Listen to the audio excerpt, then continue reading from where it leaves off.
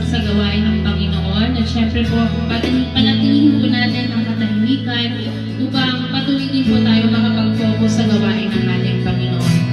Tayo po ay manalangin. Sabayan niyo po ako sa panalangin. Panginoon, Diyos makapangyarihan sa lahat, patuloy po kami nagpapakumbaba, Panginoon, sa iyong harap. Panginoon, maraming salamat po sa panibagong taong, Lord God, na Ikaw'y kasama namin, Panginoon, Lord God. Panginoon, patuloy din po kami, Lord God, na nandito sa iyong harapan, Panginoon, tumingi ng kalinisan, Panginoon, Lord God. Ano man ang aming nagawang pagkakasala, Panginoon, kami po ay patawarin niyo, Lord God.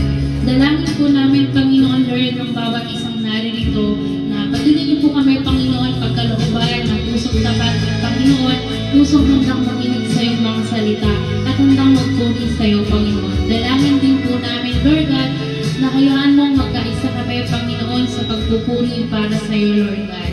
Lord, alam po namin na kailanman ay hindi mo kami pinabayaan, Panginoon. Kaya patuloy namin ibabalik sa iyo ang pinakamataas na papuri at parangal sa amin, sa iyo, Panginoon, Lord God.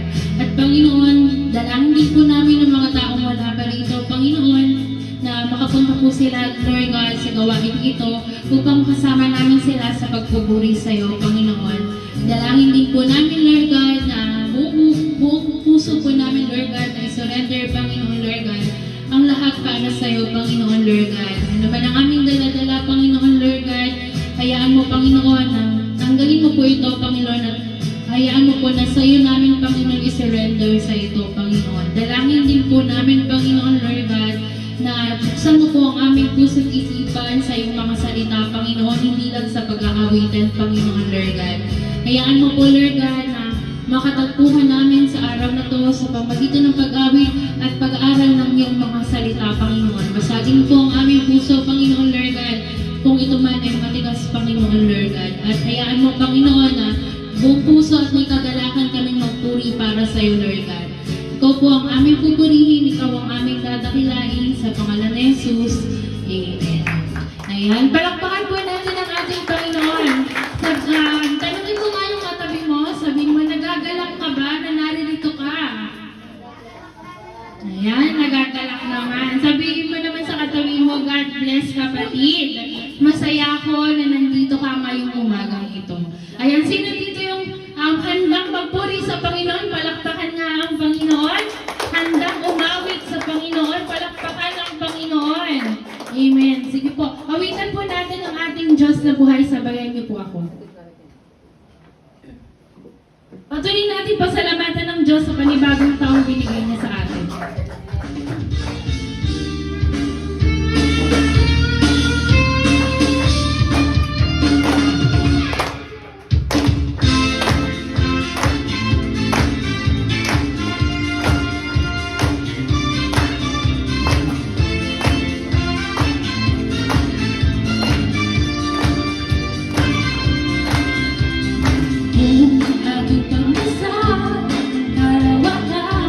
Hindi ko maunawaan ang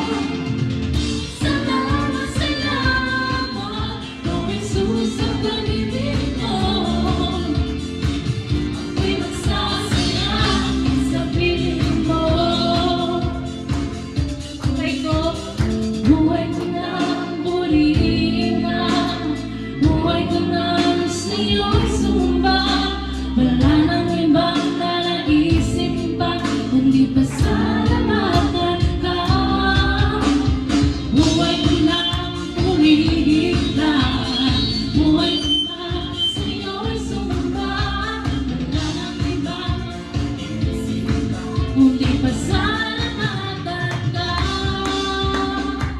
Sabay-sabay po tayo. Salamat, salamat, O Jesus, sa pag-ibig mo. Walang ibang makakasakit ng katulad mo. Salamat, salamat, O Jesus, sa pag-ibig mo. Ako'y masasaya sa piling mo. Salamat, salamat, O Jesus, sa pag-ibig mo. Walang ibang magmahal sa akin ang katulad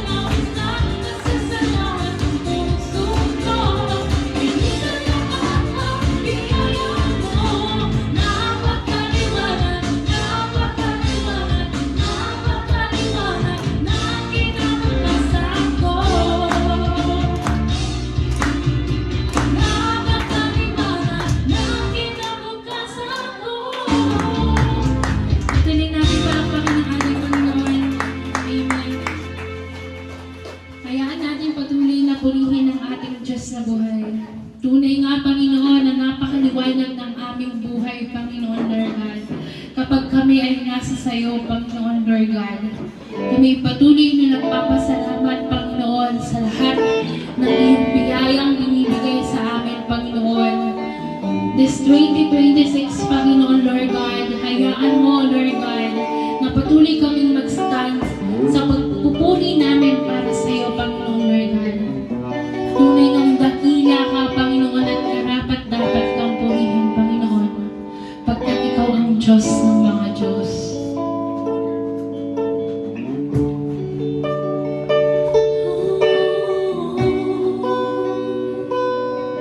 Aming Ama,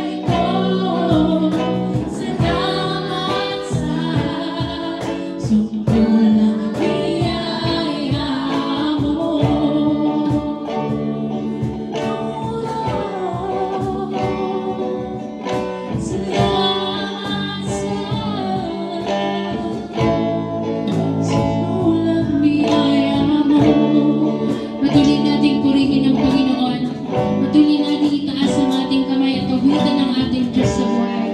Patuloy na purihin ka sa awit, aming Panginoon. Pupurihin ka sa awit, itataas ang aming ibig. Natangal sa buhay ko, tanging ikaw, O Diyos. Higit pa sa kalangitan, ang iyong kawalhatian. Dakilan mo, di mapapantayan. Pupurihin ka sa awit, itataas ang aming ibig. Buhay ko, tanging ikaw, O Diyos. Higit pa sa kalangitan, ang iyong kawalhatian. Dakilan mo, di mapapantayan. Jesus, sa'yo, Panginoon. Jesus, sa'yo ang kamulian. Kalwalhatian ngayon at mapakailanman. Jesus, sa'yo ang kamulian. Kalwalhatian ngayon at mapakailanman. Jesus, sa'yo ang kamulian. Kalwalhatian ngayon at mapakailanman. Jesus, sa'yo ang karangalan. Kapangyarihan ngayon at mapakailanman.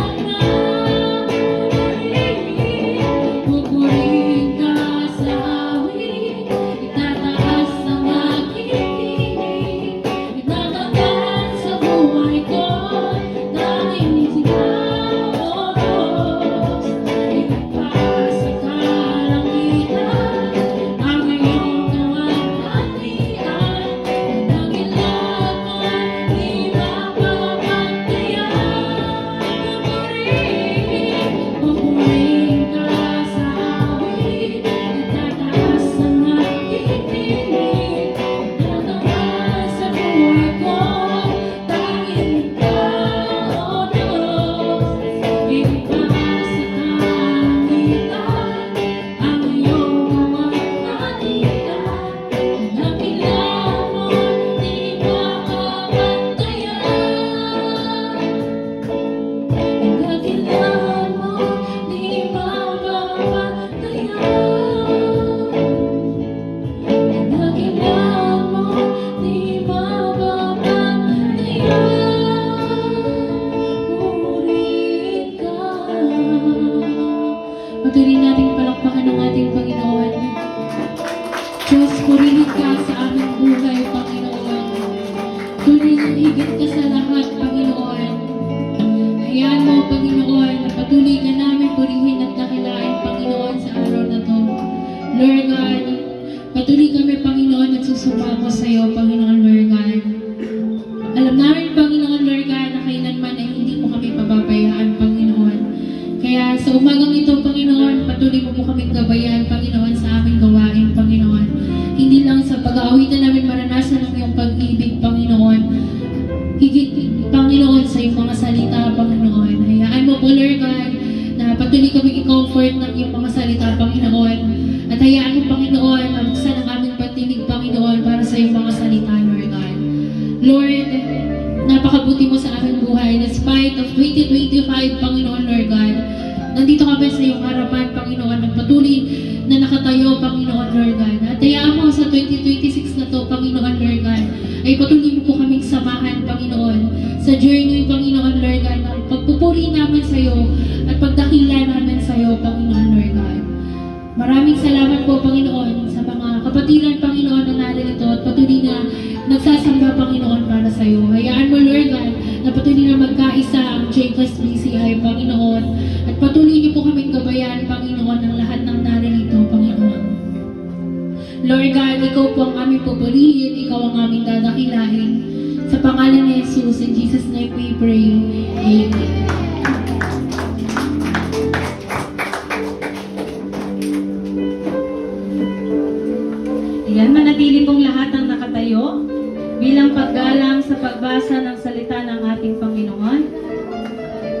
ay hango sa aklat ni Judas or Jude. Isang chapter lamang po ito, verse 24 to 25. Sa kanya na makapag-iingat sa inyo upang hindi kayo magkasala at makaharap sa inyo ng walang kapintasan at may malaking kagalakan sa kanyang kalwalhatian. Sa iisang Diyos na ating tagapagligtas sa pamamagitan ni Jesucristo na Panginoon natin, sa kanyang kalwalhatian, kadakilaan, kapamahalaan, at kapangyarihan mula pa noong una, ngayon at magpakailanman. Amen. Tayo pong lahat ay manalangin. Panginoon, maraming salamat, Panginoon, sa huling epistle na aming pag-aaralan, Panginoon, sa taong 2026, Lord. Tunay nga, Ikaw ang siyang gagabay sa amin, Panginoon, kung paano mong iningatan ang iyong mga anak na hindi mahulog sa pagkakasala at malugmok sa pagkakasala sa taong 2025. Ikaw ang nangako, Panginoon, na Ikaw ang siyang mag-iingat sa aming kaligtasan, that because You are the author of salvation that we have. Dalangin ko, Lord, sa umagang ito, samahan mo kami, Panginoon, sa aming pag-aaral. Pangunahan kami ng iyong banal na Espiritu Santo. Ikaw rin, Panginoon, ang mangusap sa bawat anak mo na naririto. Sapagkat apart from You, Lord, wala po akong kayang gawin. Kaya naman, Lord, langisan mo ang aking mga labi, ang aking isipan, Panginoon, na mahayag ang kadakilaan mo sa iglesyang ito. Simula noon, Panginoon, ngayon at magpakailanman. Sa iyo ang papuri, parangal, pagluwalhati. In Jesus' name we pray. Amen and amen. Ayan, tayo pong lahat kayo pong lahat ay magsipag-upo. Kumustahin mo naman ang iyong kapatid. Sabihin mo, kapatid, kumusta ka? Ayan, napakabuti ng ating Panginoon. Yung mga kabataang nakaputi, doon na lamang po sa loob, mga youth. Ayan, para makapag-giveaway tayo ng upuan sa mga darating pa. Antayin lamang natin. Nandiyan na ba si Ate Mary Ann? O wala pa. Habang wala pa si Ate Mary Ann, dyan muna kayong mga bata, ha? So, tayo pong lahat ay mag-aaral. Sabihin mo sa katabi mo, Happy New Year! Ayan, tuloy nga na napakaganda ng taong 2025. Sino po ang pinagpala sa taong 2025? Palakpakan naman natin ang ating Panginoon. Sino ang pinahintulot ng Panginoon na dumanas ng pagsubok sa 2025? Palakpakan pa rin natin ang ating Panginoon. Kasi patunay yan kung naririto ka na pagtagumpayan mo ang taong 2025 kasama ng Diyos. Amen? So tayo pong lahat ay mag-aaral ng salita ng ating Panginoon. Ito'y sulat ni Jude or Judas. So, ito pong Judas na ito, hindi po ito si Judas. Baka sabihin nyo, pasimula ng tao, Judas agad yung pag-aaralan. Hindi po. Ito pong si Judas na ito, or Jude, ay kapatid, half-brother ni Jesus Christ. Okay? Kasama ni Santiago, na kung saan yung sumulat din ng James, dito sa epistle or sa Bible, ito po'y kapatid din po ni Jesus Christ. So, tayo po ay mag-aaral. Kasi nung time na yun, pagkamatay ng ating Panginoong Yesus, si Judas po ay nagbigti na. Kaya hindi po siya ang author nito. So, ngayon, pag-aaralan po natin. Contend for the faith. Sabi mo sa katabi mo, contend for the faith. Ano ibig sabihin ng contend? Pag sinabing contend, ipaglalaban mo ang iyong pananampalataya. Sabi mo sa katabi mo, ipaglaban mo ang iyong pananampalataya. Amen po? So, this is a call to contend for the faith against the ungodly. At pangalawa, a call to contend for the faith by perseverance. So, pag-aralan po natin itong sulat ni Judas o half-brother ni Jesus Christ. So, this epistle or book of Jude was written by, especially, nakalagay po yung pangalan, si Jude, or yung kanyang pangalan ay Judah. At sa ibang translation, ang kanyang pangalan ay Judas or Judas. So, who identify himself as a servant of Jesus Christ. So, alam naman natin ang history ng gospel o ang story ng gospel na kung saan nung nabubuhay ang ating Panginoong Hesus, ang mga kapatid niya ay hindi sumasampalataya sa Kanya. Amen? Hindi naniniwala sa Kanya ang kanyang mga kapatid. Ngunit nang si Jesus Christ ay muling nabuhay, ito po ang start ng ministry ng mga kapatid ni Jesus. Na sila ay sumampalataya sa ating Panginoong Hesus. Ito po ay ayon sa pag-aaral ng mga Bible scholar. So James traditionally, he understood to be Jude, the half-brother of Jesus, also known as one of Jesus' brothers mentioned sa Gospel in Matthew 13:55 and Mark 6:33. So this Jude was the brother of James, the leader of early Jerusalem church. So even yung mga kapatid ni Jesus ay naging leader po. They are councils of Jerusalem church, o yung mga early Christian after death of Jesus Christ. Na yan po yung pag-aaralan natin, the history of church, sa susunod na linggo, which is magagawa na po tayo.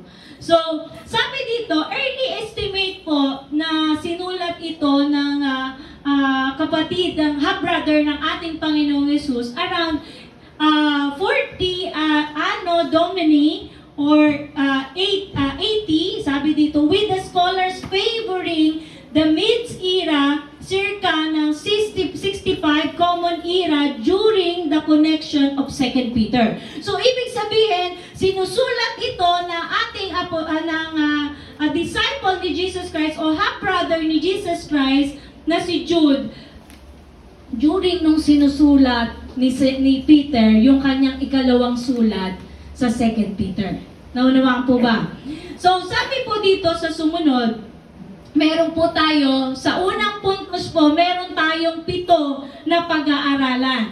Una, the unbelieving Israelites from Numbers 14, verse 29 to 33. Akala ko po madali lang yung Judah, no? Sabi ko, pag ito na yung last na pag-aaralan.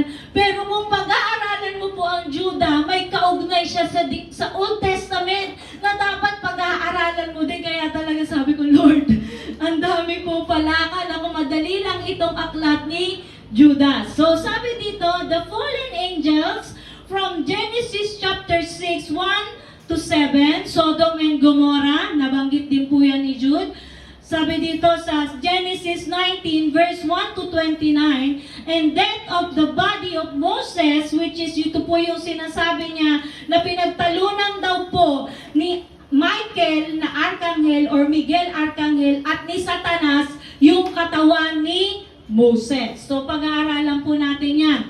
Deuteronomy 34 verse 6 to 7. Cain, Genesis chapter 4 verse 3 to 12. Balaam, Numbers 22 hanggang 24, yan po yung mga mga kwento na kung saan nakapaloob itong mga nabanggit ni Jude.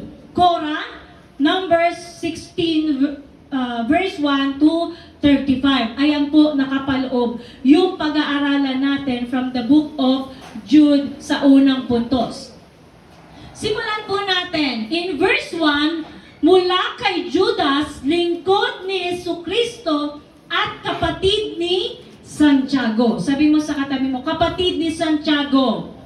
Na kung saan siya ang sumulat ng Santiago, ng Epistle of Santiago or James. Para sa mga tinawag, ito'y sulat para sa mga tinawag ng Diyos, mga namumuhay sa pag-ibig ng Diyos, Ama, at iniingatan ni Jesucristo. Sumagana nawa sa inyo ang habag at kapayapaan at pag-ibig. So ito po'y greetings ni Jude sa una pa lang ng kanyang sulat. So sabi dito, ang mga huwad na guro, mga minamahal, nais ko sanang isulat sa inyo ang tungkol sa kaligtasang tinatamasa nating lahat, ngunit nakita kong ang kailangan isulat sa panawagan. Kaya yung makita ninyo yung puntos natin, a call to contend for the faith. Isang panawagan na inyong ipaglaban ang pananampalataya. Sabi mo sa katabi mo, ipaglaban mo ang pananampalataya mo. Ipinagkaloob minsan at magpakailanman sa mga banal. So itong pananampalatayang meron tayo, kailangan nating ipaglaban. Hindi si pastor, hindi si yung minister ang hindi niya maipaglalaban yung pananampalataya mo, kundi tayo mismo na binigyan ng minsan ng pananampalataya ng Diyos. Amen? Sabi mo sa katabi mo, ikaw at ako. Tayo, ipaglalaban natin yung pananampalatayang ipinagkaloob sa atin. Sapagkat ito yung dahilan kung bakit sumulat si Jude sa mga hinirang o mga tinawag ng Panginoon. Sapagkat lihim na nakapasok sa inyong samahan ang ilang taong ayaw kumilala sa Diyos. Sabi mo sa katabi mo, lihim na pumasok, na nakapasok ang sa inyong samahan. So, ibig sabihin, in the congregation of early Christians, meron ng mga lihim na pumasok na ilang taong ayaw kumilala sa Diyos. Binabaluktot nila ang aral tungkol sa kagandahang loob ng Diyos upang mabigyang katuwiran ang kanilang kahalayan. Ayaw nilang kilalanin si Jesucristo at ating kaisa-isang pinuno at Panginoon. Noon pa mang una, sinabi na sa kasulatan ang parusang nakalaan sa kanila. So alam natin na may kaparusahan sa mga taong gumagawa at binabaluktot ang aral tungkol sa kagandahang loob ng Diyos. Amen?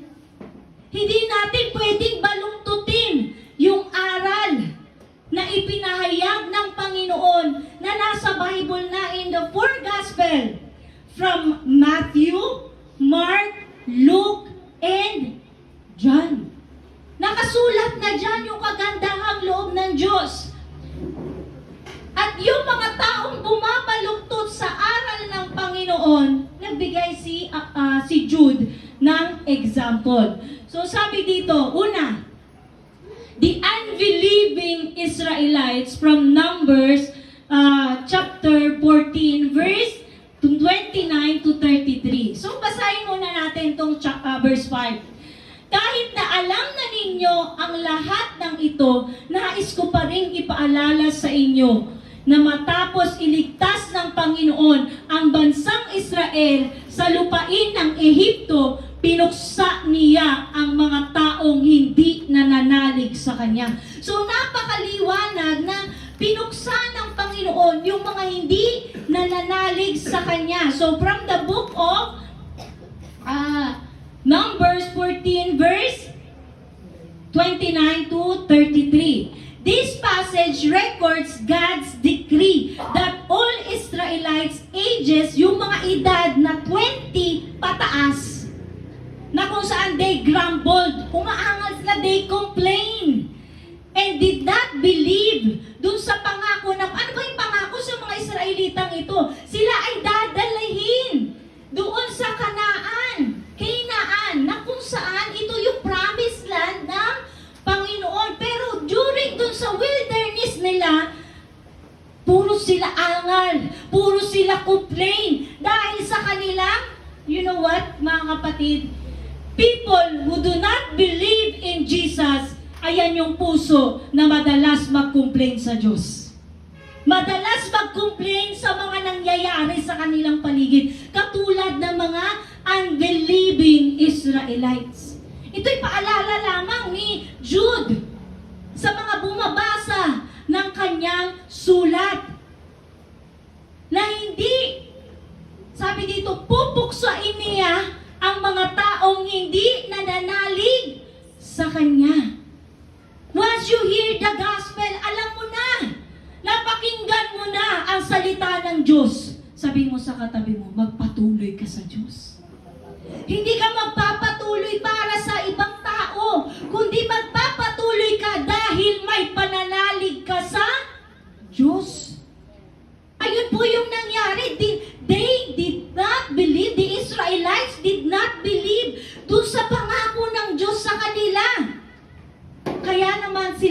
banayad kanda matayan in the wilderness. Imagine, from 20 years old pataas, pinuksa ng Diyos. Bakit? They grumbled. They complained. Yung complain nila hindi lang basta angal, kundi ito'y kawalan ng pananampalataya matapos nilang matanggap ang pangako ng Diyos. Amen? Sinong nangako? Hindi naman si Moses. Ang nangako ay Diyos. Nakipagtipan sa kanila. The covenant. And sabi dito sa Deuteronomy chapter 4 verse 24, this verse describe God as a consuming fire, emphasizing His holiness and seriousness with which He treats sin and disobedience as condemned. May hatol doon sa kasalanan ng hindi pagsunod sa Diyos. Sabihin mo sa katabi mo, kasalanan ng hindi pagsunod sa Diyos. And sabi po dito, sa sumunod, fallen angels from Genesis chapter 6 verse 1 to 7. Alalahanin din ninyo ang mga anghel na hindi na natili sa kanilang dating kalagayan at kapangyarihan. Sa halip ay iniwan ang kanilang tahanan, kaya't sila'y ginapos ng Diyos ng di mapapatid na tanikala at ibinalanggo sa malalim na kadaliman hanggang sa sila'y hatulan sa dakilang araw ng paghukom. Anong nangyari? Mga anghel na ito, they are the fallen angels na kung saan nagkasala sila. Nakita nila na napakaganda ng mga tao.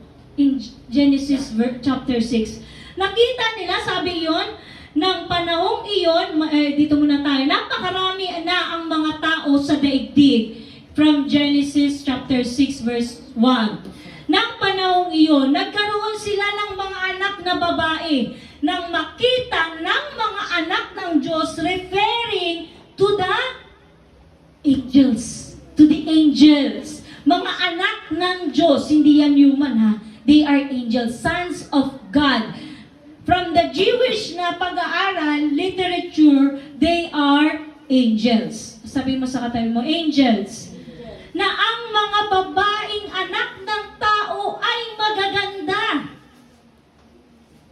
Ang mga ito'y pumili sa kanila ng kanya-kanyang asawa. Sinabi ni Yahweh, hindi ko pinahihintulot na mabuhay ng mahabang panahon ang tao sapagkat siya'y makalaman. Kaya pumasok ang kamatayan. Kasi nga ang tao ay makalaman dahil din sa sala ni Eva at ni Adan.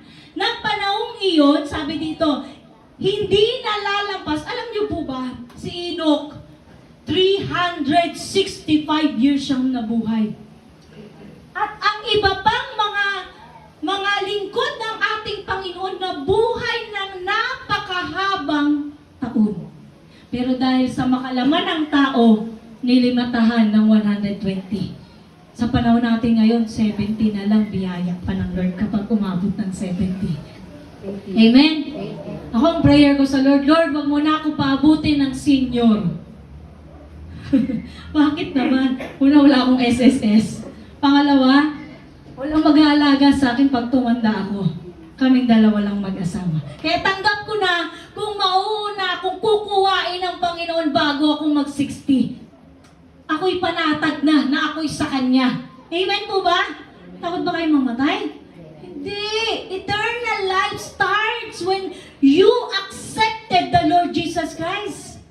Eternal life na ako eh. Kahit mamatay ako, may buhay na walang hanggan na ako. Amen? Mamatay man ang physical ko, sa Diyos ako. May buhay na walang hanggan. Amen?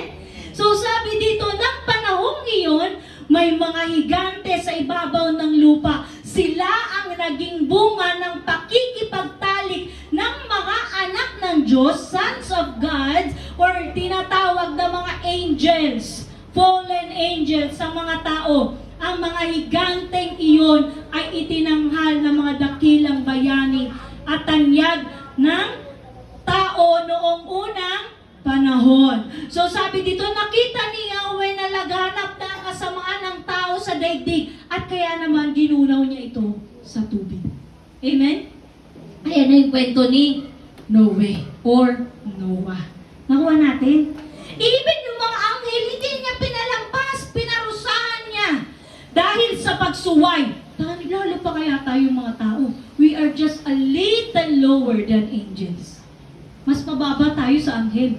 Sabi mo sa kanila, mas mababa tayo sa anghel. Kung mga anghel nga, hindi niya pinalampas tayo pang mga tao. Kaya, hindi natin dapat gawing biro ang kasalanan o pagsuway sa Diyos. Amen po ba? So, sabi po dito sa sumunod, ayan, in Genesis, sabi dito, the interpretation of sons of God as angels who had sex relations with human is a common interpretation. Dito nga sinabi ko kanina, from Jewish literature. At alam niyo po ba, nabanggit din yan sa 2 Peter chapter 2 verse 4, na kung saan kinonfirm din ni Pedro na yung event na yan, na pangyayari na yan, na hindi in-spare ng Diyos ang mga angels nung sila ay nagkasala. So sabi dito sa sumunod, Sodom and Gomorrah. From Genesis 19, 1 to 29, sabi dito, alalahanin, basahin muna natin yung Jude. Jude, verse 7. Alalahanin din ninyo ang Sodoma at Gomorrah, at ang mga karatig lungsod ay nalulong sa kahalayan at di likas na pagdanasan ng laman. Kaya't sila'y pinarusahan sa apoy na hindi namamatay bilang babala sa lahat. So alam naman natin, binanggit din po yung kasalanan ng Sodoma in Ezekiel chapter 16, verse 49 to 50. Detailed po dyan na binanggit yung kasalanan ng Sodoma. Ano yung kasalanan na yan? Sin of pride, katakawan or gluttony, lack of care for the poor. Yan po yung mga specific na nabanggit na kasalanan ng Sodoma. Hindi lang siya basta kahalayan. Sila ay nagkaroon ng pride. Sabi mo sa katabi mo, pride. At yun po ang kasalanan na hindi kalooban. Actually, lahat ng kasalanan hindi kalooban ng Diyos. Pero yung kasalanan na yan ay hahantong sa kaparusahan na kung saan magiging babala sa lahat. Mayroong kamatayang pisikal at eternal. Nakuha natin? Ganyan din ang mga taong dahil sa kanilang mga pangitain ay dinudungisan nila ang kanilang sariling katawan. Hinahamak nila ang kapangyarihan at nilalait ang mariringal na anghel.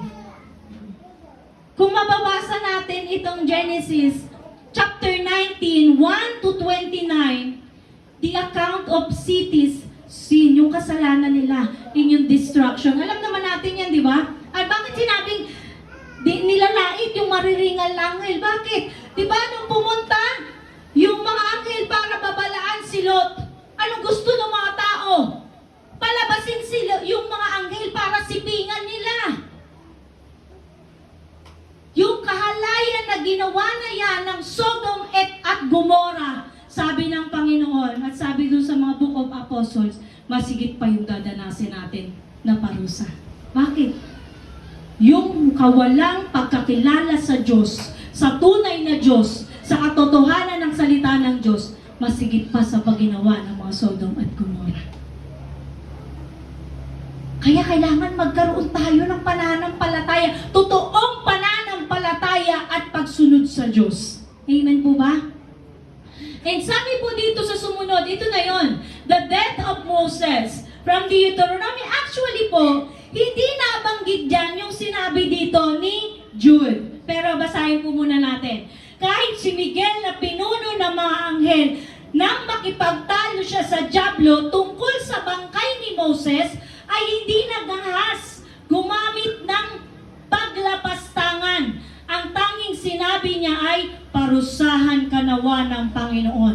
Ngunit nilalapastangan ng mga taong ito ang anumang hindi nila nauunawaan. Sila ay tulad ng mga hayop na ang sinusunod lamang nila ay ang kanilang damdamin. So yun po yung pagka-describe ni Jude.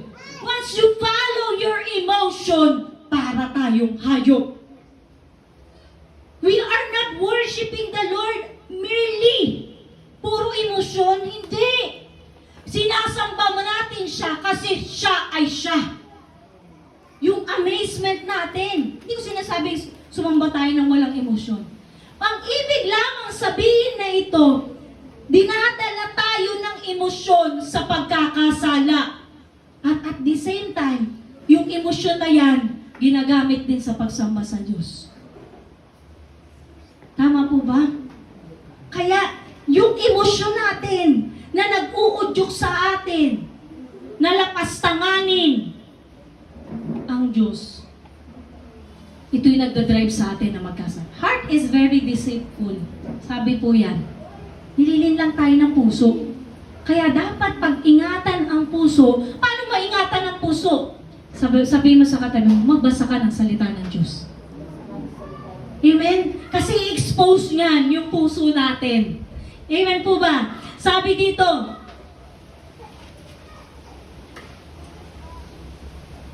ayan. Hindi ko na isulat. Pero nailagay ko yata dito. So sabi dito, Jude also makes difference to the Archangel Michael disputing the devil over the body of Moses. Actually, kung babasahin nyo yung Bible, hinahanap ko kasi yan.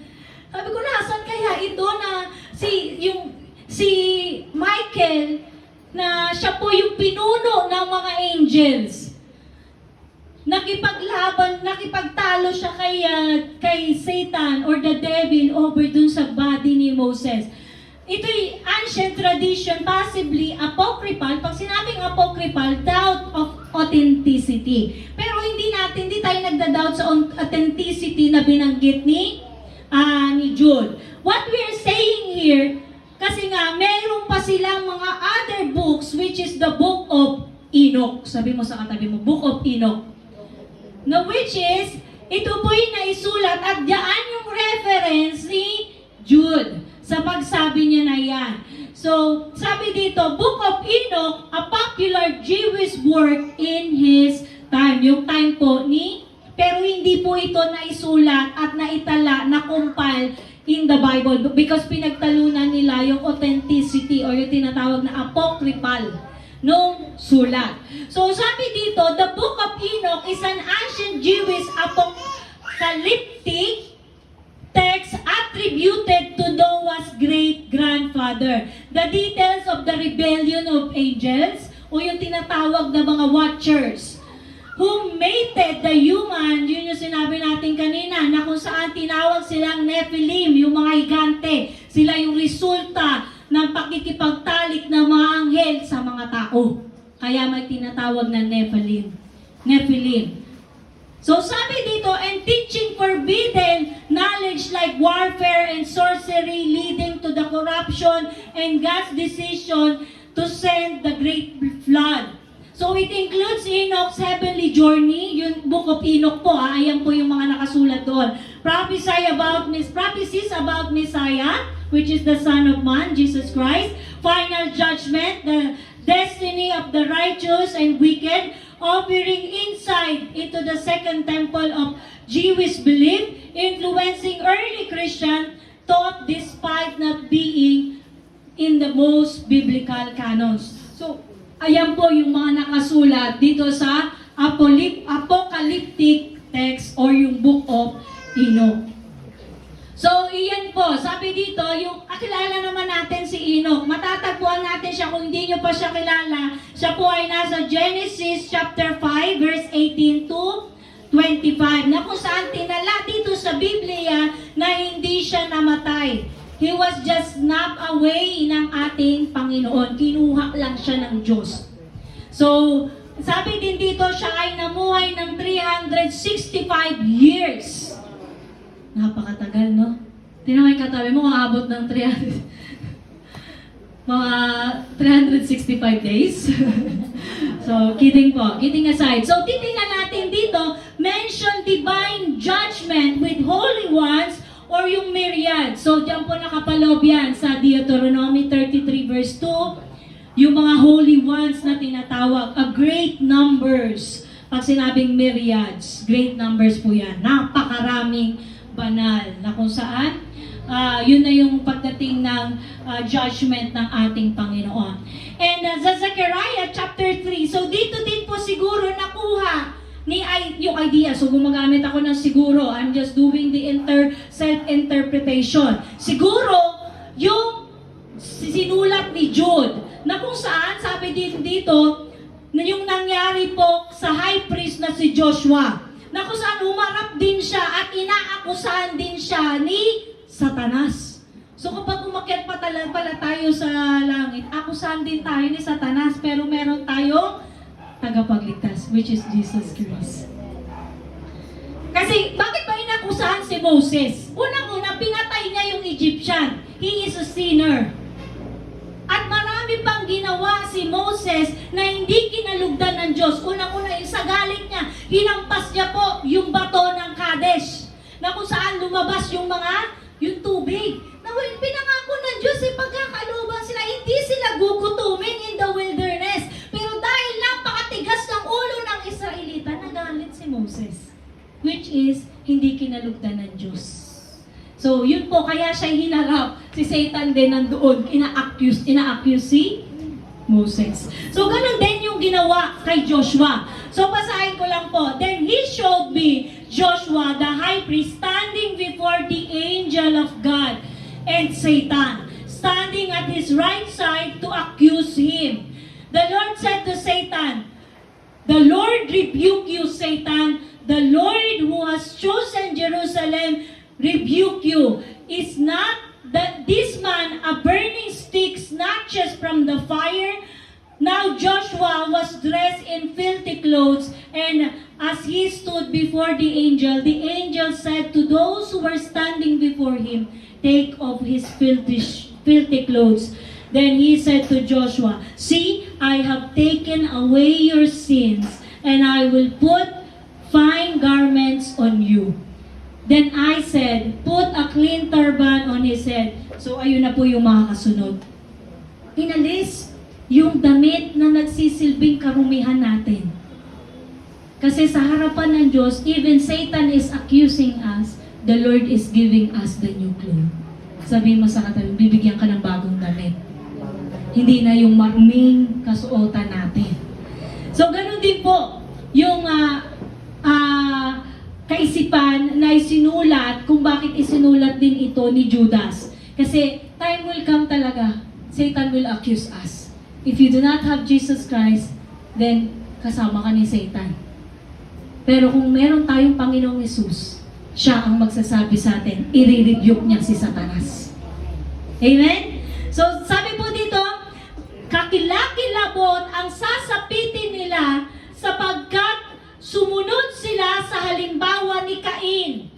Tulad ni Balaam, hindi sila nag-atubiling gumawa ng kamalian dahil lamang sa salapi nagimagsik sila tulad ni Korah, kaya't sila'y namatay na katulad niya. So kung titingnan natin dito, pinagsama-sama. Si Cain, si Balaam po, tumanggap yan ng pera para sumpain ang Israelita. Balaam, kung alam ninyo, ang kwento ni Balaam, from Numbers to chapter 22 hanggang chapter 24, si Balaam po ay propeta. Na kung saan, ito'y inutusan siya ng hari na sumpain ang bansang Israel. Pero ang ginawa ni Yahweh, nilagay niya ang pagpapala sa labi ni Balaam para pagpalain. Instead na sumpain ang Israelita, nag-release siya ng blessing sa Israelita. So sabi dito, ano ba yung ginawa ni Balaam? Bakit nagalit ang Diyos sa kanya? Kasi nga, tumanggap siya ng bayad para sumpain ang mga hinirang ng Diyos. Ganun ba tayo? Are we accepting? Merong bang covetousness sa puso natin?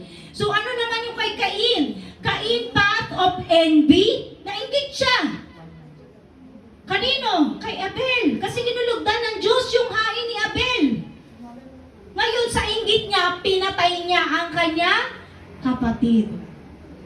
So kung merong pang ganitong mga kaisipan at puso sa atin, pinababalaan tayo ni Jude. Katulad ni Cain, napakalaking kahiyan at kasira-sirang puri na sila'y makasama ninyo sa salo-salong magkakapatid. And yung narrative dito, alam natin yan, sa Genesis chapter 4, verse 3 hanggang 12. Itong narrative na kwento ni Cain at ni Abel, isang patunay na ang inggit kayang humantong sa murder o pagpatay. Kaya wag nating pagariin ang inggit sa puso. Sabi mo sa katabi mo, huwag pagariin ang inggit.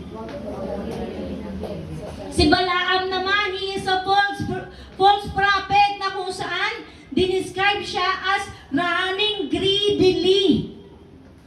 And it illustrate niya yung sin niya ng covetousness. Paghangat niya ng pera. Diba? Susumpain niya yung mga tao. At nawa hindi ganon yung mangyari sa buhay natin. Isa siyang propeta na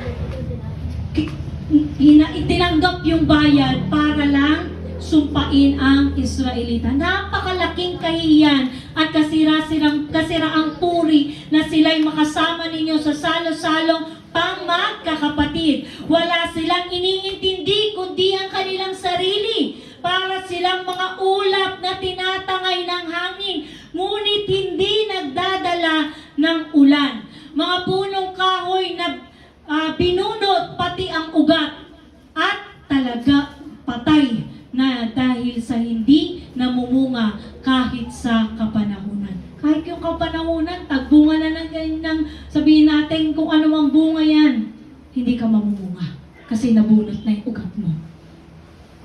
Ganun ang taong walang pananalig sa Diyos. Walang tunay na pananampalataya at pagsunod sa Diyos. Bubunutin. Parang hangin. Sabi dito, parang ulap na tinatangay ng hangin na hindi nagdadala ng ulan. And sabi dito, sila'y mga alon sa dagat na ang bula ay may ang kanilang mga gawang kahiya-hiya, mga ligaw na bituin na nakalaan sa kadiliman magpakailanman. So merong kinalalagyan. Kung noong unang panahon nga, hindi inano ng Diyos lalo na kaya sa panahon natin ngayon. Di ba? Sa kanila, na-experience nila mismo ang Diyos. Di ba? Nag-i-speak si God sa kanila. Through the fire, doon sa burning bushes. Si Moses, hindi siya nakapasok. Kung mababasa ninyo yung mga verse na nilagay kanina, hindi nakapasok si Moses sa promised land. Pinaitulutan ng Diyos na mamatay na siya. Ang nakapasok sino? Sila Joshua at Caleb. Kasi pinuksa ka, di ba? From 20 years old pataas. Eh sino yung natira? Yung mga bata. Sila yung nakapasok sa promised land. So sabi dito, sila'y mga alon sa dagat ng bula ay kanilang gawang kahiya-hiya, mga ligaw na bituin na nakalaan sa kadiliman magpakailanman. Tungkol din sa kanila ang pahayag ni Enoch sa kabilang 7 salinlahi mula kay Adan. Sinabi niya, tingnan ninyo, dumarating ang Panginoon kasama ng kanyang libo-libong mga banal na anghel upang hatulan ang lahat. Parurusahan niya ang lahat ng ayaw kumilala sa Diyos dahil sa kanilang kasamaan at kalapastanganan. So nagsisimula talaga ang hindi pagsunod, hindi mo kilala ang Diyos. Kaya nahihirapang sumunod ang tao, hindi nila kilala ang Diyos. Kaya nila nilalapastangan ang tao dahil ayaw nilang kilalanin ang Diyos. Hindi dahil hindi nagpapakilala sa kanila ang Diyos, kundi ayaw nilang kilalanin ang Diyos. Amen? Kaya itong ating 2026, kaya ang Lord, magpakilala ka sa akin. Sabi nga ng Panginoon, masusumpungan siya ng bawat taong hinahanap siya. ng buong puso. So sabi dito sa sumunod, ang mga taong ito'y walang kasiyahan, mapamintas, sumusunod sa kanilang pagnanasa, mayayabang, sanay mambola para makuha ang gusto nila. So ganito po yung ginagawa ng mga ungodly na kung saan they are doomed to perish. Gagawa sila ng paraan para masayahan sila. Pagnanasa, masunod yung pagnanasa nila, makapagyabang sila, at gumagawa sila ng mga flowery words, ng bubola, para makuha yung gusto nila. Ano ba yung gusto nila? Tingnan mo yung katabi mo. Ilayo siya sa Panginoon. Amen? Ilayo tayo sa Diyos. Katulad nung unang nabanggit ni Jude. Diba? Binabaluktot nila yung aral ng Diyos. Yung kagandahang loob ng Diyos. Binabaluktot nila yon para matangay ka kasama sa impyerno.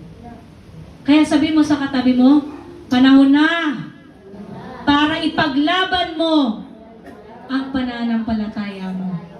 Amen? Paglaban natin yung pananampalataya natin. Hindi yung tayo pa yung natatangay ng walang pananalig at pananampalataya sa Diyos. Ngayong 2026, this must be our goal. Paglaban mo ang pananampalataya mo. If you are with the ungodly people, praise the Lord. Purihin mo ang Diyos sa harapan ng mga hindi kumikilala sa Diyos. Huwag mo ikaya yung pananampalataya mo. Sabi mo sa katabi mo, huwag mong ikaya yung pananampalataya mo. Dahil yan ang magiging pass natin, entrance pass natin in heaven. So kung kinaiya mo yung pananampalataya mo, marahil hindi mo pakilala ang Diyos na sinasamba mo at Diyos na sinasampalatayaan mo. Amen? So sabi dito, pangalawang puntos, malapit na po tayo matapos, a call to contend for the faith by perseverance. May paglalaban natin ang pananampalataya natin sa pamamagitan ng pagtsatsaga, pagtitiis. Sabi mo sa katayo, yung pagtsatsaga at pagtitiis. So sabi po dito, mga minamahal, ayan, mga minamahal, alalahanin ninyo ang sinasabi ng mga apostol na ating Panginoong Jesucristo. So kinote niya rin. Kasi doon din siya nang gagaling. Sa gospel din. Tama po ba? Sabi dito, noon pa may sinabi na nila sa inyo na sa huling panahon may lilitaw na mga taong mapanlait, sumusunod sa masasamang pagnanasa ng laman. Ang mga taong ito'y lumilikha ng pagkabahagi. Actually, hindi naman yung sinasabi dito yung magkaiba kayo ng lugar na pinagsasambahan. No! Kahit magkakaiba tayo ng lugar ng pinagsasambahan, magkakapatid tayo sa pananampalataya. Ituturing ka lang nila na iba kung sinusunod nila ang pagnanasa ng kanilang laman. Amen? No anniversary, 105. Imagine. Praise the Lord. 105 yung mga kapatid na nakasama natin na makigalak para sa kabutihan, katapatan, kadakilaan ng Diyos. Amen? So, hindi dahil magkakaiba ng church. Dahil kahit magkakaiba man yan ang pinagsisimbahan, iisa ang ating puso. Dahil magkakapatid tayo sa pananampalataya sa Diyos. Amen po ba? Palakpakan natin ang ating Panginoon. Kasi ang mga taong sumusunod sa masasamang pagnanasa ng laman, itong lilitaw na ito na sinasabi, actually, napakarami yan. They are claiming to be Christian. They are claiming to be sheep, but they are a good. But they are goats. Hindi sila talaga tupa. Sila ay kambing na nagaan yung tupa. Naglilikha sila ng pagkabahagi sa katawan na itinalaga ng ating Panginoong Jesucristo. Kaya sabi mo sa katabi mo, ipaglaban mo ang pananampalataya mo sa pamamagitan ng pagtitiis. Hindi pa tapos. Baka sabihin makipagtalo, no? Makipagdebate. Hindi po sa ganung paraan. Ipaglalaban ang pananampalataya. May paglalaban natin ang pananampalataya natin sa Diyos kung nakikita nila na nagtitiis tayo sa kabila ng kahirapang dinaranas natin, but still, continue tayo sa pananampalataya natin. Amen? Still. Sabi dito, ngunit, sabay basahin ng malakas. Ngunit, makapalitan kayo ng kabanal-banalang pananampalataya. Nanalangin kayo sa tulong ng Espiritu Santo. Manatili kayo sa pag-ibig ng Diyos habang nagbibigay kayo sa ating Panginoong Jesucristo na magkakaroon sa inyo ng buhay walang hanggan dahil sa kanyang habang sa atin. Amen. Magpakatatag kayo. Sabi mo sa katabi mo, magpakatatag ka. Mga minamahal, sa inyong kabanal-banalang pananampalataya. Bakit sinabing kabanal-banalang pananampalataya? Kasi yung pananampalataya na yan ang magpapabanal sa atin. Hindi yung gawa natin. Sabi mo sa katabi, hindi yung gawa mo. Kundi yung pananampalataya mo sa Diyos, yan ang magpupush sa atin para tayo'y maging banal. At sabi dito, manalangin kayo sa tulong ng Espiritu Santo. Sabi mo sa katabi mo, manalangin.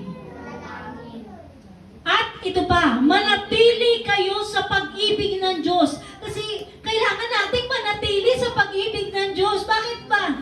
Kasi darating ang time, maging ang magkakapatid sa pananampalataya ay susubukin, magkakaroon ng pagtatalo-talo, pero mananatili ang pag-ibig na nagmumula sa Diyos. Amen? Kapag nanatili yan, matatanggap mo kahit yung pinakamaling nakita mo sa kapatid mo. Amen? Habang naghihintay tayo sa Panginoong Jesucristo, magkakaloob sa inyo ng buhay na walang hanggan dahil sa kanyang habag sa atin. Sabi dito, kaawaan ninyo ang mga nag-aalinlangan. Hindi sila para idugtog or i-push or hilangin pababa yung mga taong nag-aalinlangan. Hindi. Kaawaan natin sila. Sabi mo sa katabi mo, kaawaan. Bakit? Kasi alam natin kapag nagpatuloy sila sa kanilang pag-aalinlangan sa Diyos, sasapitin nila ang mga dinanas ng mga naunang nabanggit. Amen? Kaya dapat silang kaawaan. Sabay-sabay basahin ng malakas yung nakabold. Gagawin ninyo ang iba upang maligtas sa apoy. Nakikipaglaban kayo, nakikipag-agawang ka. Lalo na yung mga mahal mo sa buhay. Na hinihila ng kaaway para lumayo sa Diyos. Sabi mo sa katabi mo, agawin mo sila upang maligtas sa apoy. Amen?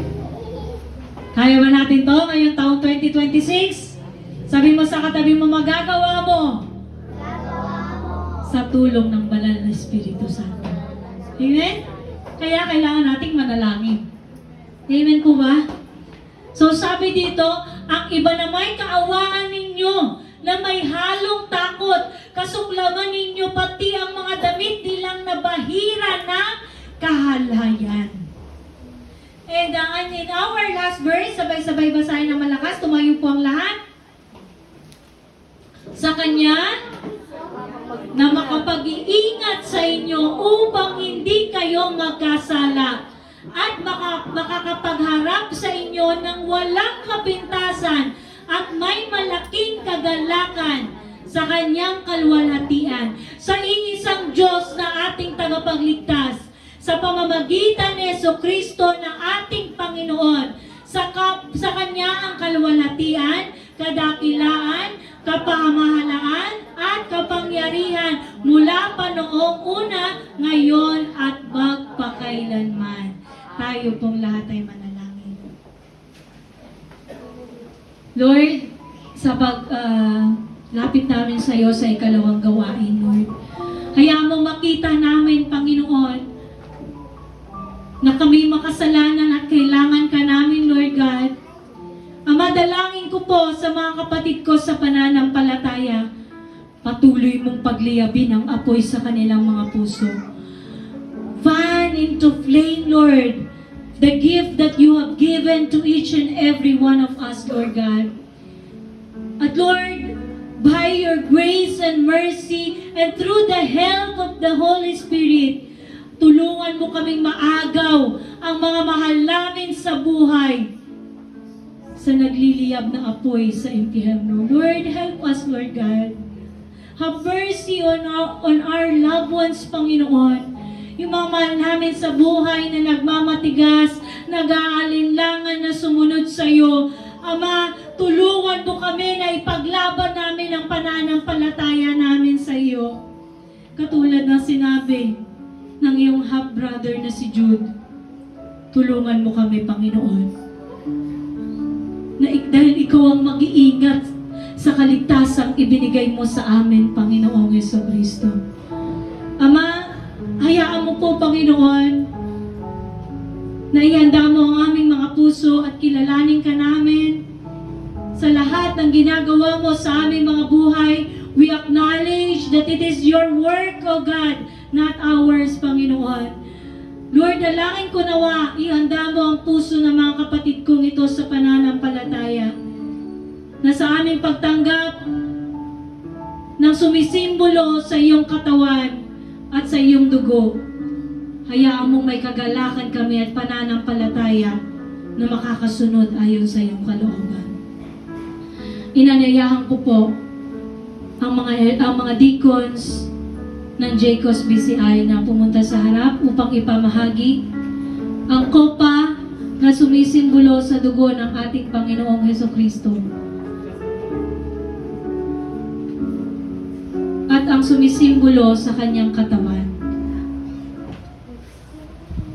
Gawin natin ito bilang pag-alaala natin sa ating Panginoon. Sabi po sa unang Korinto 11 verse 27 to 29, kaya sino mang kumakain ng tinapay at umiinom sa kopa ng Panginoon sa parang di nararapat ay nagkakasala sa katawan at dugo ng Panginoon.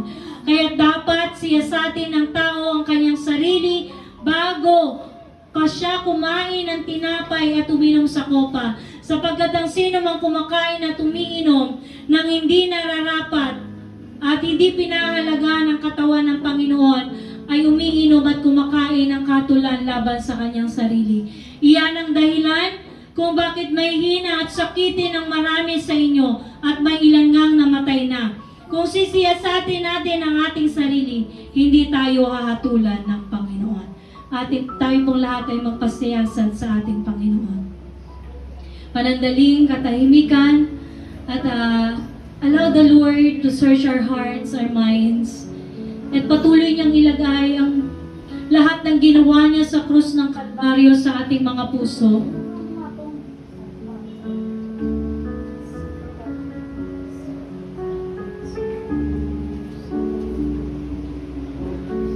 Meron pa po dito sa loob ng room. Ayun po. Bigyan po natin yung mga nasa loob ng room.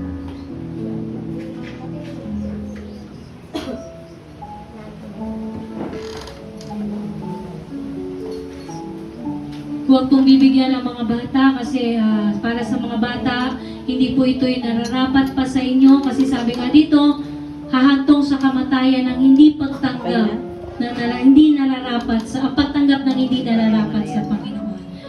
So, ayan.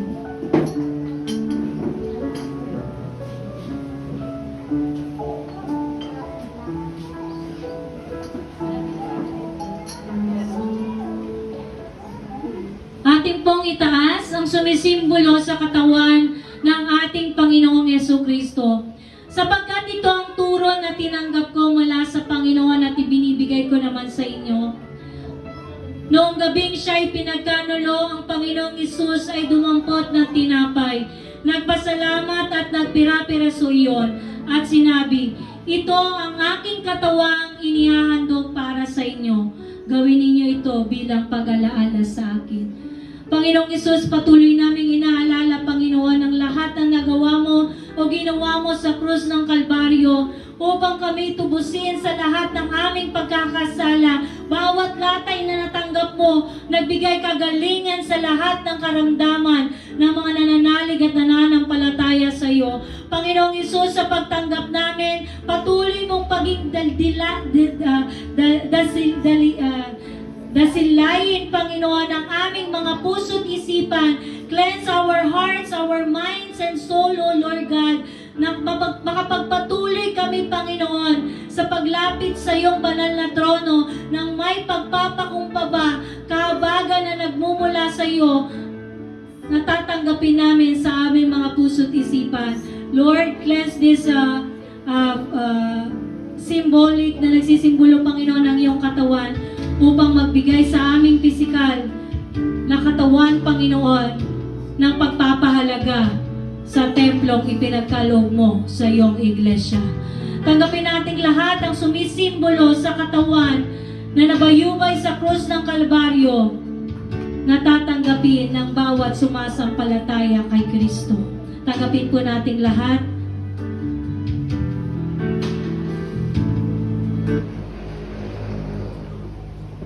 Itaas po natin ang sumisimbolo sa dugo ng ating Panginoong Jesucristo. Matapos magapunan, dumampot din siya ng kopa at sinabi, ang kopang ito ang bagong tipan na pinagtitibay ng aking dugo.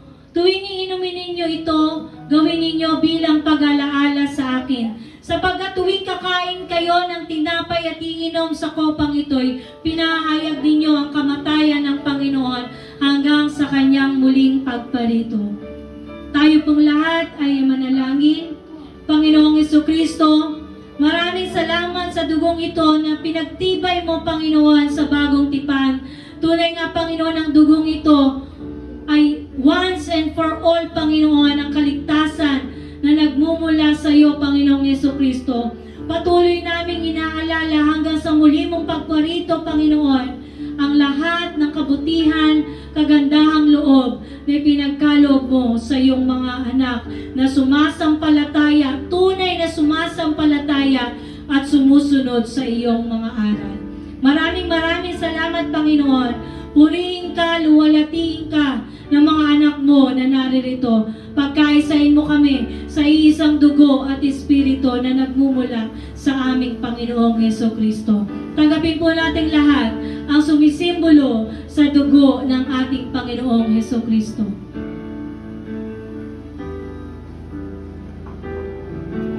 Tayo pong lahat ay manalangin. Panginoon, maraming salamat, Panginoon, sa ipinagkaloob mo sa bawat isa sa amin. Nakaligtasan, Lord, sa pamamagitan ng iyong katawan at dugo. Dalangin ko nawa, Panginoon, sa mga anak mo na naririto, hindi lamang ngayon na ikaw ay alalahanin nila, kundi, Lord, hanggang kami nabubuhay sa mundong ito, aalalahanin namin ang lahat ng ginawa mo sa krus ng Kalbaryo. Purihin ka, O Diyos, ngayon at magpakailanman. Luwalatiin ang iyong pangalan sa pangalan ng Ama, ng Anak at ng Espiritu Santo. Amen and Amen.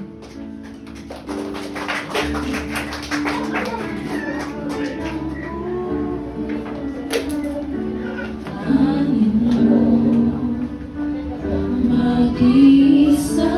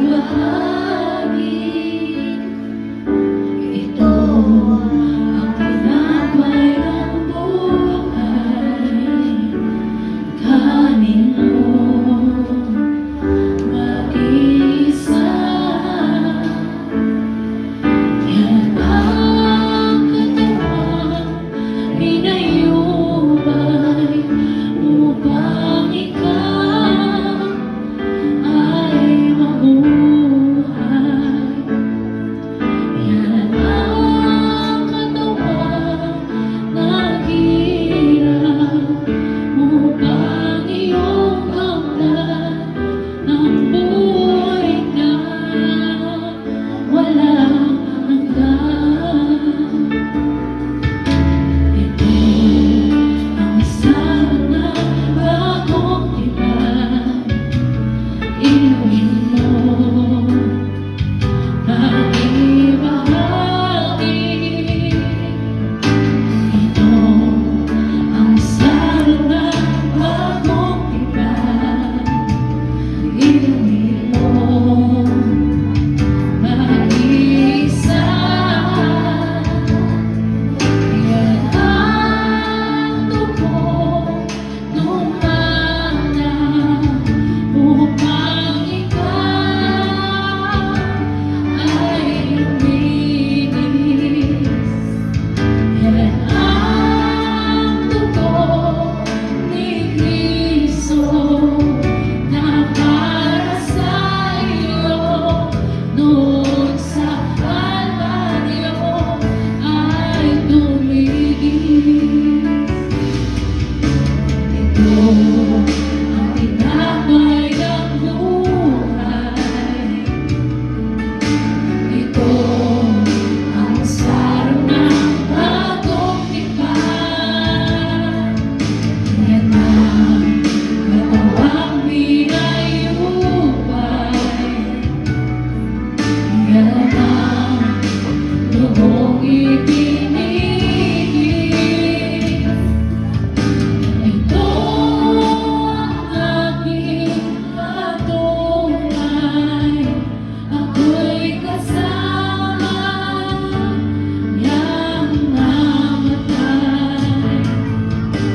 Ito ang aking ibayang na magbabalik si Jesus. Yan ang katawang pinayubay upang ikaw ay mabuhay. Yan ang katawang naghihirap upang iyong kamtan ang buhay na walang hanggan.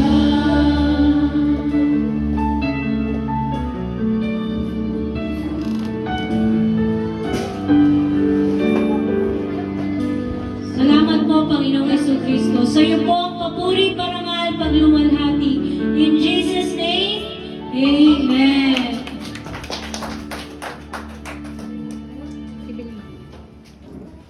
Tita.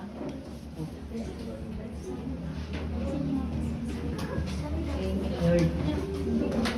Amen. Sa pong mapagpalang araw at Happy New Year! Buhay! Happy New Year po sa lahat. Dako tayo sa pangalawang gawain sa pagbibigay at pasasalamat po sa lahat po ng biyaya at grasya ng ating Panginoon. Sige po, manalangin po muna tayo. Yes, Holy God Jesus, we praise you, Lord, dakilang Diyos sa mga kapangyarihan sa lahat. Salamat po sa buhay at kalakasan sa araw na ito, sa umagang ito, Panginoon, na narito po kami muli sa gawain ito na ikaw po nawa ang nais ng puso't isipan namin na mapapurihan, maparimanan at pasalamatan sa kalakasan at buhay at sa lahat po ng biyaya at habag mo, Panginoon, sa buhay ng bawat isa. Maraming salamat po, Lord God. Tulungan mo po kami at bigyan ng pusong tapat ng may kagalakan na magbalik ng papuri at pasasalamat sa lahat po ng biyaya at grasya mo. Salamat po, Ama, sa iyo po ang papuri parangal. In Jesus' name we pray. Amen. Sako po tayo sa gawain. Napakabuti po ng Diyos na sa mga salita niyo po na ibinigay sa akin ngayon sa bagong taon at unang linggo po ng taon ng 2026. Tunay nga po, Lord, na sabi po ni Pastora na kung may mga pangako, meron pong paghatol. May hatol sa hindi pagsunod at may pangako po sa pagtupad at sa tapat na pananampalataya po natin sa ating Panginoon.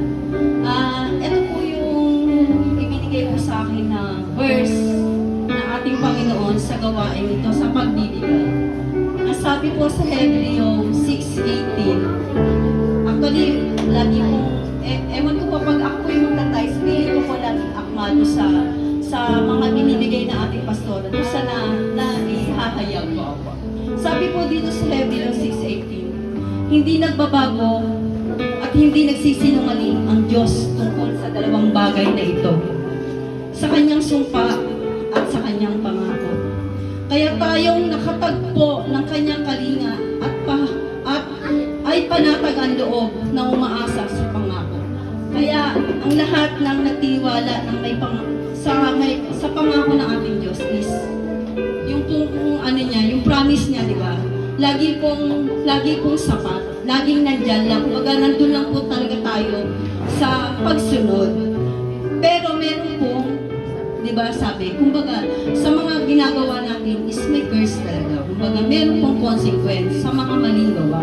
Sabi nga, kung may pangako, syempre, yun nga sabi, may paghatol. Di ba sabi nga rin po ni Pastora is, kung sa yung kamatayan is blessing na uuwi na po tayo sa Panginoon. Pero meron po tayong pagharap. Sabi nga po, di ba sabi niya, uusigin tayo ni Satan.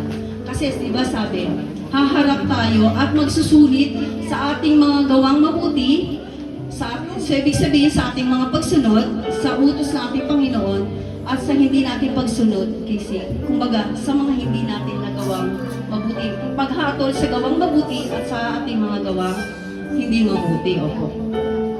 Pero may mga promise po ang ating Panginoon. Ito po yung kumbaga pwede po natin panghawakan is coming. Itong pagharap po natin sa 2026.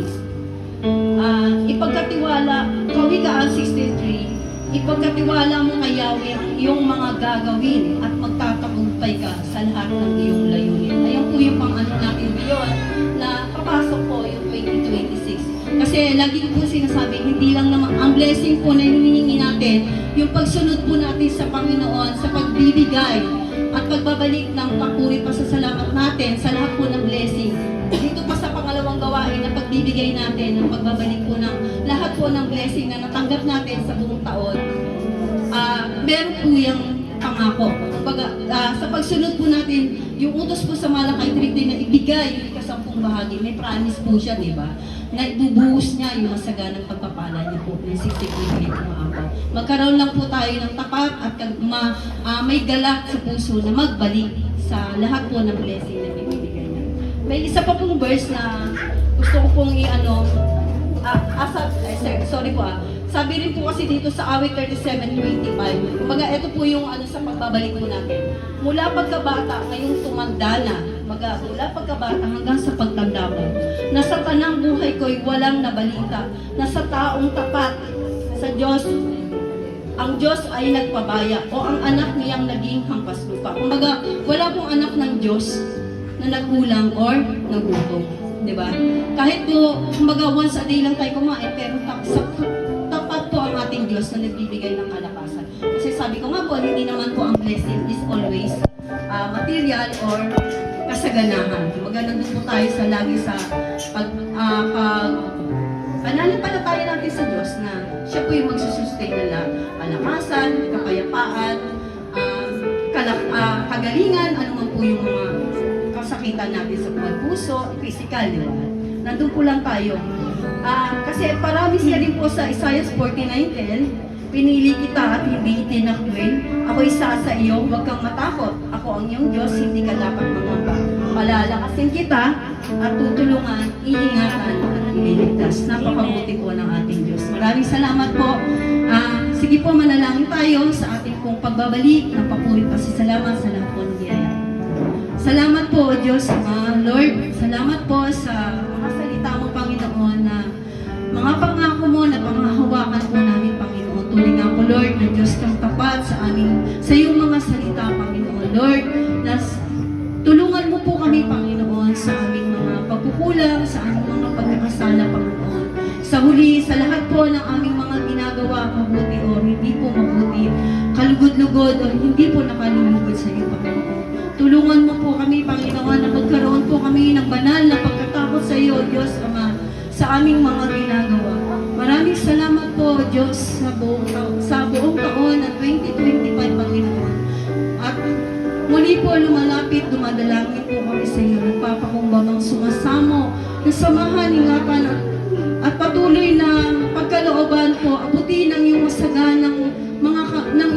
righteous hand, O God, na pagdaluyin mo po ang iyong masaganang pagpapala sa bawat isa na narito, Panginoon. Sa mga anak mo na nananampalataya, nagtitiwala at nananalangin at nagpapasalamat sa iyo, Ama, na tunay kang Diyos na mapagpala, Panginoon. Maraming salamat po, Lord. Sa iyo lamang po namin muli tinitiwala ang taong ito ng 2026. Samahan at ingatan mo po kami, Panginoon. Sa iyo ang papuri, parangal at pasasalamat, O Diyos, amang makapangyarihan sa lahat. Lord God, sa aming pagbibigay, Panginoon, tulungan mo po kami na magkaroon po ng kagalakan at kakontentuhan, Panginoon. At yun nga po, Lord, na sa aming pagsunod, Panginoon, ay makita mo po, Lord, ng aming puso na nagagalak, na nagbabalik ng papuri, parangal at pasasalamat sa lahat po ng grasya at tabag mo sa buhay ng bawat isa na narito, Panginoon. Maraming salamat po sa pagbibigay namin, Panginoon. Tulungan mo po kami kahabagan, abutin ang iyong mapagpalang kamay, Panginoon, na mapatuloy na maging maduluyan ng pagpapala sa bawat isa, lalo na nga po sa panambahang ito, Panginoon, na magpatuloy na ikaw po yung mahayag, mapapurihan at mapasalamatan, at madakila ka sa iyong dakilang pangalan ni Diyos, Ama, na ikaw nga po ang sentro ng panambahang ito, Panginoon. Sa iyo, ang papuri parangal, O Diyos, Ama, in Jesus' name. Sabi mo nga po, Ama, ano man pong hiningin namin sa iyong dakilang pangalan, in Jesus' name, ay yun na nga po pinagkalo. Maraming salamat po sa iyo, ang papuri parangal, sa iyong dakilang pangalan, in Jesus' name. Amen. Salamat po. Tayo po ay magbigas. The Bluetooth device is ready to pair.